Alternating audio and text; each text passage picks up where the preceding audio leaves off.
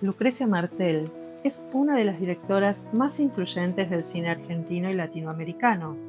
Su obra se caracteriza por una mirada muy personal sobre el cuerpo, el deseo, el lenguaje y el territorio. Estudió en la Escuela Nacional de Experimentación y Realización Cinematográfica de NER y comenzó su carrera con cortometrajes que ya mostraban su estilo único: atmósferas densas, sonidos envolventes y narrativas fragmentadas. A lo largo de su trayectoria, fue alejándose del relato tradicional para explorar formas más sensoriales y políticas de narrar.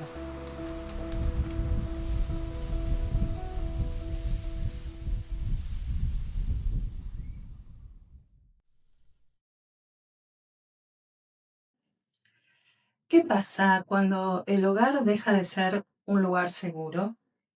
¿Qué fuerza se necesita para poder escapar de la opresión?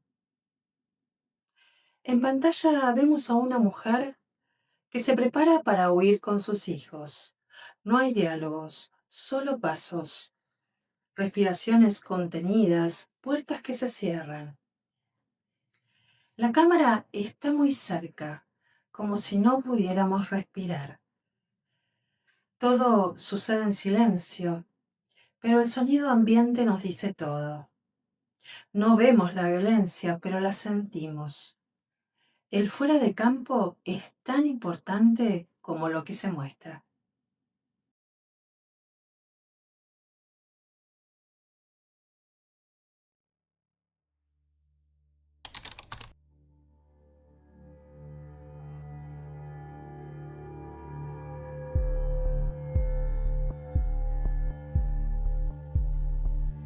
El Rey Muerto condensa el drama rural y la resistencia femenina. El pueblo, seco y silencioso, parece cómplice de la opresión.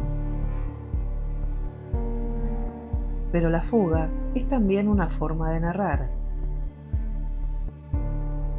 Este corto, uno de los primeros de su carrera, ya revela su estilo. Lo que no dice, lo que se escucha, lo que se escapa.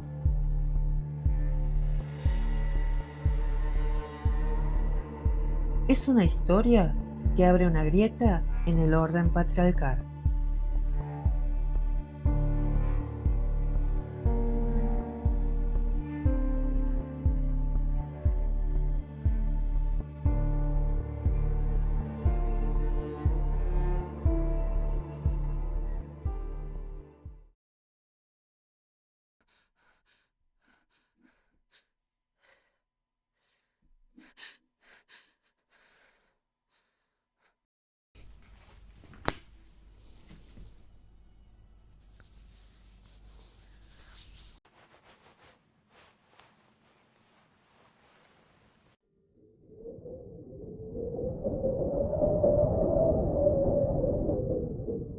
La puesta en escena se concentra en gestos mínimos, miradas, manos, objetos. En esta reseña, las imágenes propias refuerzan esa estética, mostrando cómo la violencia se inscribe en lo íntimo.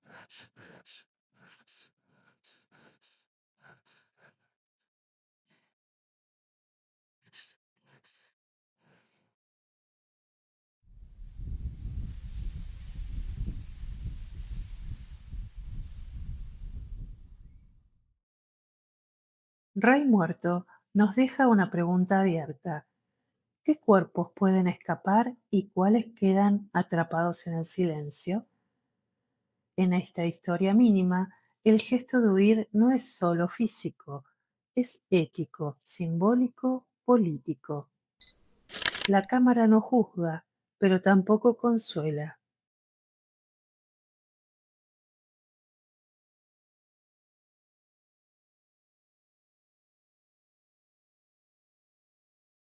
¿Y si el centro del país no fuera una ciudad, sino un río?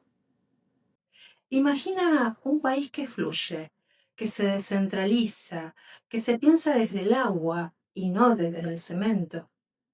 El sonido acompaña todo.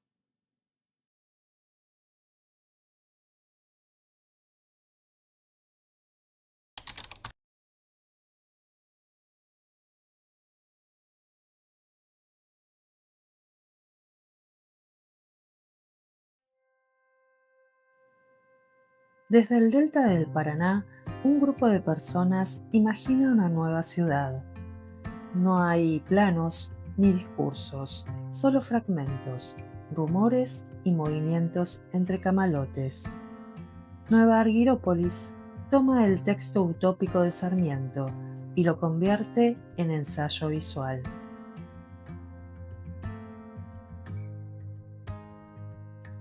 Propone una refundación desde lo periférico, donde lo que emerge no es el orden, sino la posibilidad.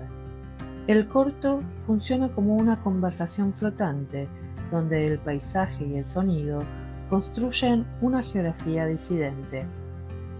Es una invitación a pensar lo político desde lo sensible.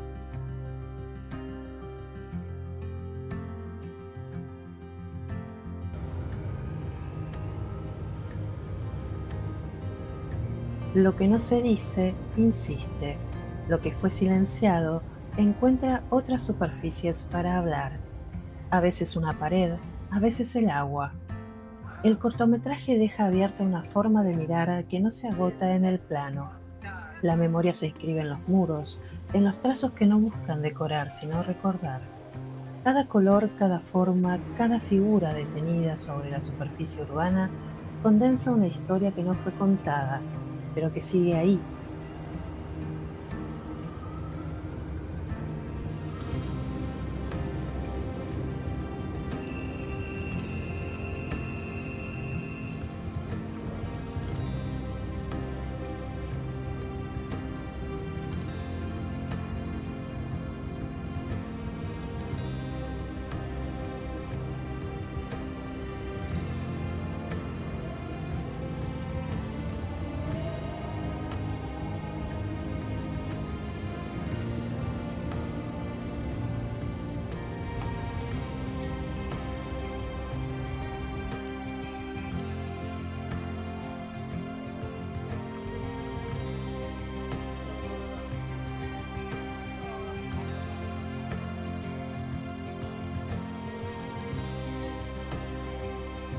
La memoria también fluye, se mueve como un río que no puede ser fijado.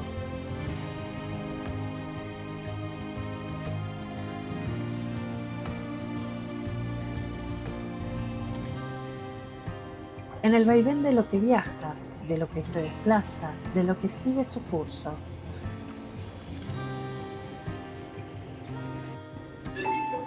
Lo que se cierra también abre otros caminos.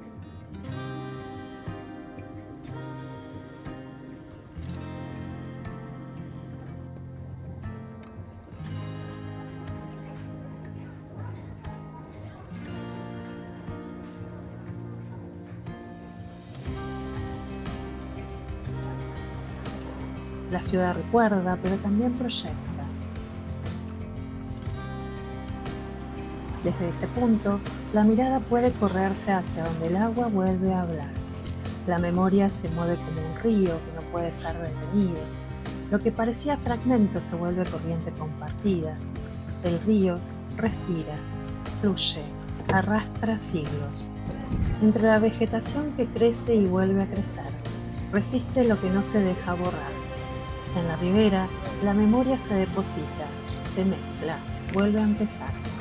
No ofrece respuestas, abre una escucha que se prolonga en cada imagen que el espectador decide registrar, porque la historia no está solo en los libros ni en los monumentos, está en los cuerpos, en las lenguas que resisten, en los gestos que se repiten, en los paisajes que no se dejan domesticar. Así, la mirada del fin se derrama sobre el mundo, se vuelve forma de atención, una forma de estar, una forma de recordar.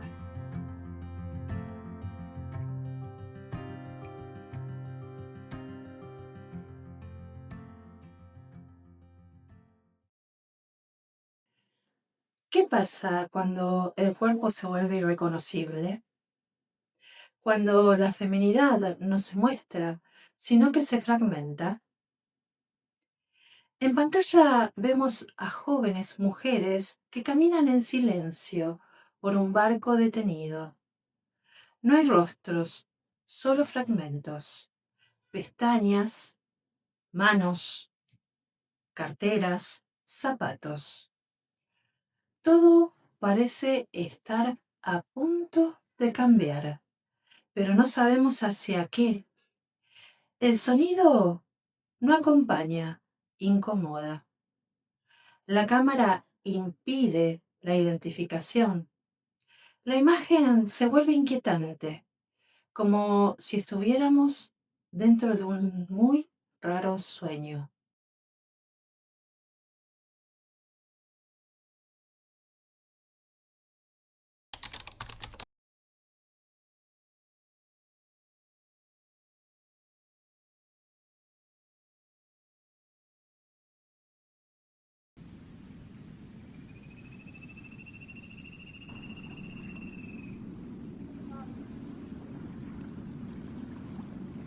En un barco detenido en un entorno cálido y enigmático, un grupo de mujeres se transforma en criaturas silenciosas. No hablan, no se nombran, pero sus gestos y miradas construyen un universo inquietante. Muta es una pieza breve y sin diálogos, que convierte la moda en lenguaje poético. Explora la mutación como metáfora de lo femenino, lo que cambia, lo que se oculta, lo que observa.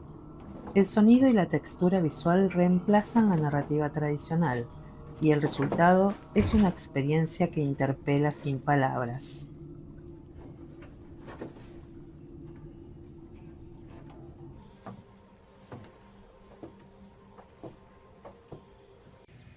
La extrañeza del corto encuentra un eco inesperado en una imagen del espacio público, la doncella, la figura desnuda del Parque Rivadavia. A primera vista no guarda relación con Muta, pero cuando se la observa con detenimiento, empiezan a aparecer correspondencias.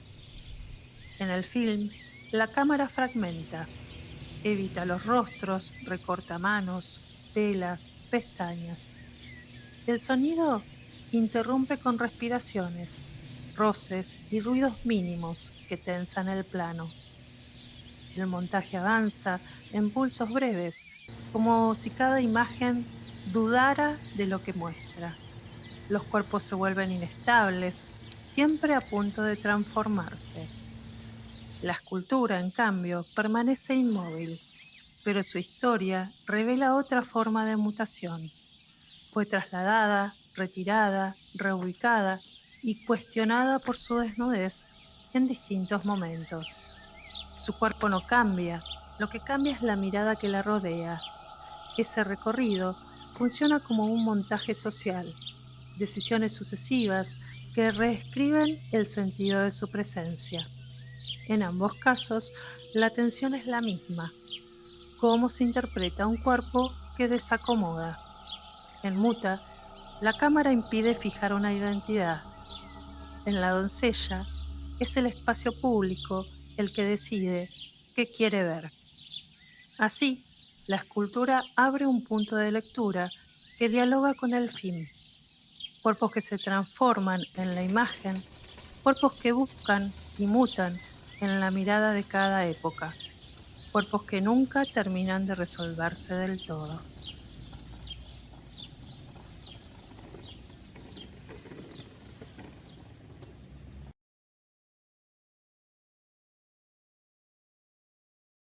¿Cómo se mide lo que sentimos? ¿Qué distancia hay entre una palabra y una emoción? En este corto vemos cómo las formas se desvanecen y las texturas no se pueden nombrar. La voz en off habla de leguas, de palabras, de distancias. No hay certezas, pero sí una sensación de estar dentro de algo que no se puede explicar. Leguas no se entiende, se atraviesa. Es una experiencia que transforma el lenguaje en atmósfera y la distancia en pensamiento.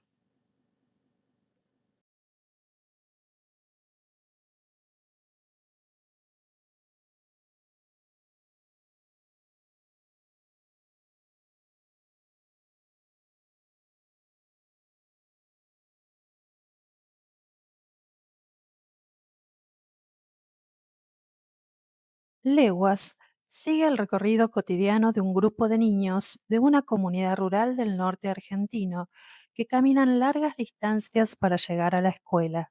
El corto acompaña ese trayecto, el paisaje, los obstáculos, los alambrados, los territorios en disputa. En otra secuencia, un integrante de la comunidad les explica qué es una legua y cómo se miden los límites de la tierra. El vecino que los amenaza ha corrido su alambrado más allá de lo permitido. La escuela aparece como un espacio de esfuerzo compartido, un lugar que se sostiene gracias a la dedicación de quienes lo habitan, aun cuando falta agua, materiales o infraestructura. El relato cierra con una placa que expone los índices de deserción escolar indígena.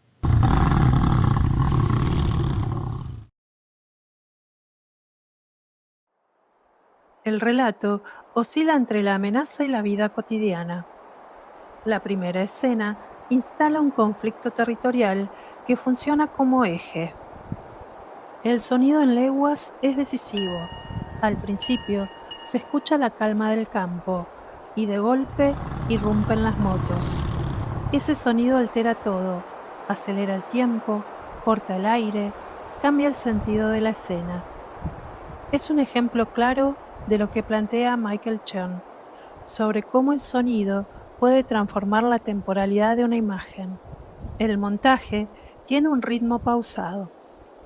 Cada escena respira un poco más, como si necesitara dejar que los gestos hablen.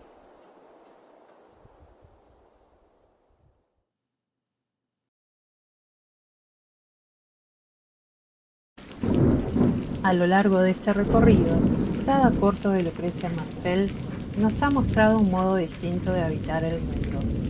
El silencio, los sonidos mínimos, los cuerpos en tensión y los territorios que se abren o se cierran, nos recuerdan que el cine puede ser también una forma de pensar. Entre la intimidad y lo colectivo, entre lo poético y lo político, estas imágenes nos invitan a detenernos, a escuchar, a mirar de otra manera. En ellas, lo cotidiano se vuelve extraño y lo extraño se vuelve cercano. Esa es la fuerza de su mirada, transformar lo que parecía evidente en una pregunta que todavía resuena.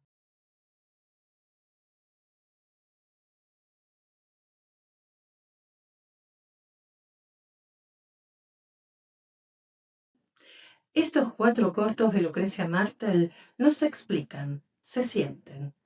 Cada uno propone una forma de mirar, de escuchar, de pensar el cuerpo, el deseo, el poder y el lenguaje. Como espectadora y como estudiante, esta reseña fue también una forma de ver cómo las imágenes nos afectan, nos interpelan y nos transforman. Gracias por acompañarme en este recorrido.